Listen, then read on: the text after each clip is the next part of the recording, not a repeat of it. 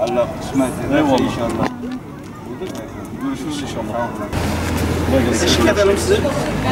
Valla ziyarette biraz yoğun olacak.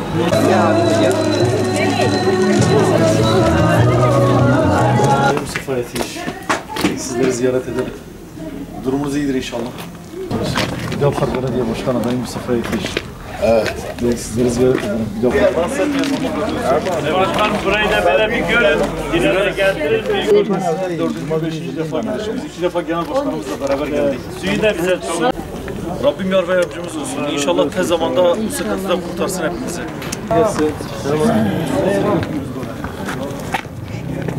Çöp yeri. İyisiniz.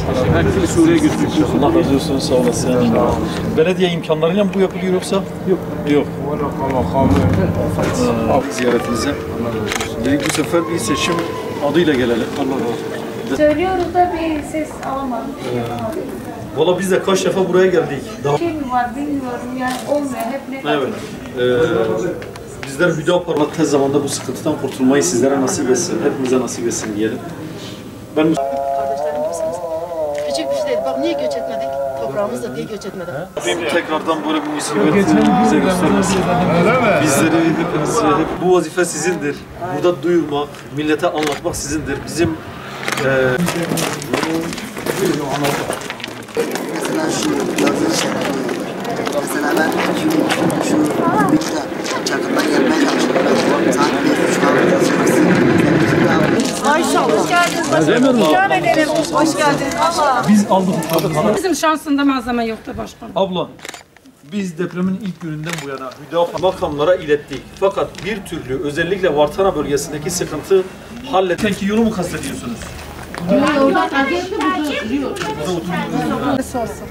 O yetkiyi verdiğiniz gün burayla ilgili ne sorun ve sıkıntı varsa üzerinde... Bugün seçim çalışmaları kapsamında prefabrik kentte kalan depremzede kardeşlerimizi ziyaret edelim dedik. Cuma namazından sonra da burada depremzede kardeşlerimizin yapmış olduğu kermese geldik. Rabbim hayırlarını kabul etsin inşallah. Takdire şayan bir çalışma yapıyorlar gerçekten. Bizler 6 Şubat'ta depremi yaşadığımız Adıyaman'da Gazze'de o dönemde şu görüntüleri görmüştük. Gazze'de şu an açlıktan vefat eden çocuklar ve oradaki kadınlarımız, erkeklerimiz Allah şehadetlerini kabul etsin. Onlar deprem bölgesi için yardım kampanyası düzenlemişler ve o sokaklara kumbaralar kurmuşlardı yardım göndermek için deprem bölgesine. Burada da şu an kardeşlerimiz kendileri muhtaç olduğu halde Allah kendilerinden razı olsun böyle bir çalışma ortaya koymuşlar. Buradan elde ettikleri geliri Gazze'ye oradaki kardeşlerimize gönderecekler. Kendilerine tekrardan teşekkür ediyorum. Allah hepinizden razı olsun.